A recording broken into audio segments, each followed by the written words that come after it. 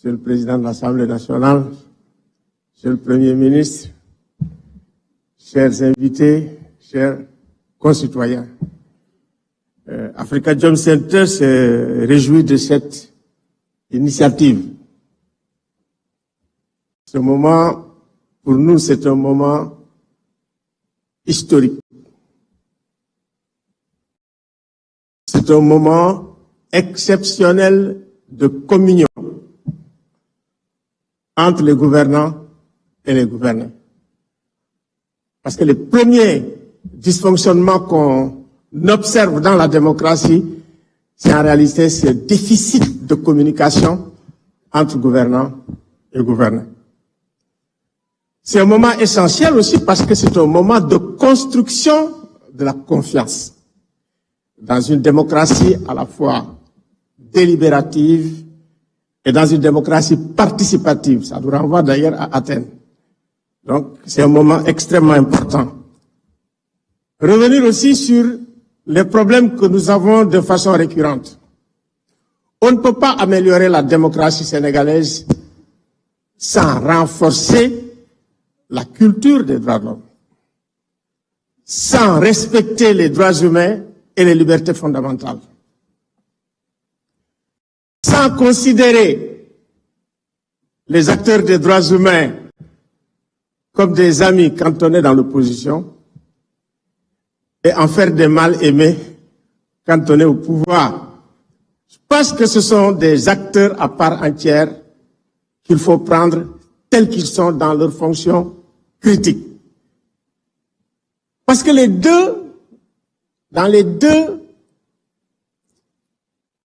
précédents pouvoirs que nous avons, après les changements de régime, ce que nous avons observé depuis le président Wade, vous m'excusez, c'est la faiblesse et l'affaiblissement des institutions des droits de l'homme. Je prends le Comité sénégalais des droits de l'homme, par exemple. Donc, renforcer les institutions des droits de l'homme, ce qui a été fait avec la création de la Commission nationale des droits de l'homme, c'est important. C'est important parce que pendant la crise que nous avons traversée, le premier problème que nous avons, c'est que il fallait faire une enquête impartiale de tout ce qui s'est passé, et la meilleure institution pour le faire, et qui ne l'a pas fait, c'est l'Institution nationale des droits de l'homme. La crise de 2021 et de 2024.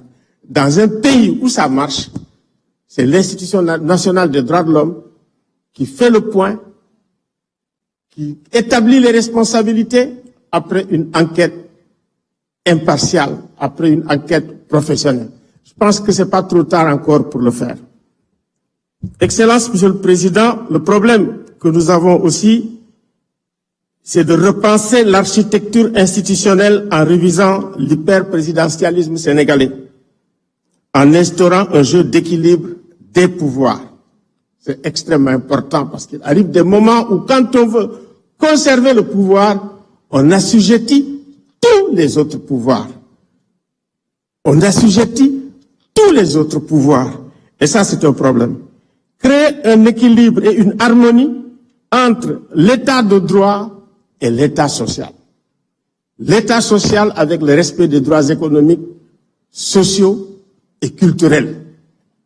Parce que l'effondrement de l'état social est à la source de la plupart des graves crises que nous vivons dans la sous-région. Il faut prêter une attention. En réalité, c'est le modèle libéral qui a carrément fait effondrer l'état libéral, pas seulement en Afrique, mais un peu partout dans le monde. Construire un État impartial. Parce qu'en réalité, notre problème aussi, c'est cette espèce de permanence de l'État partisan depuis l'indépendance. Voilà.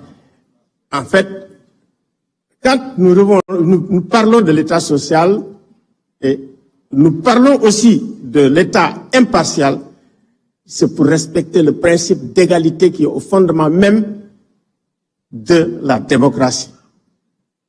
L'égalité dans l'accès à la fonction publique Je pense que c'est une question qui mérite d'être étudiée. Merci.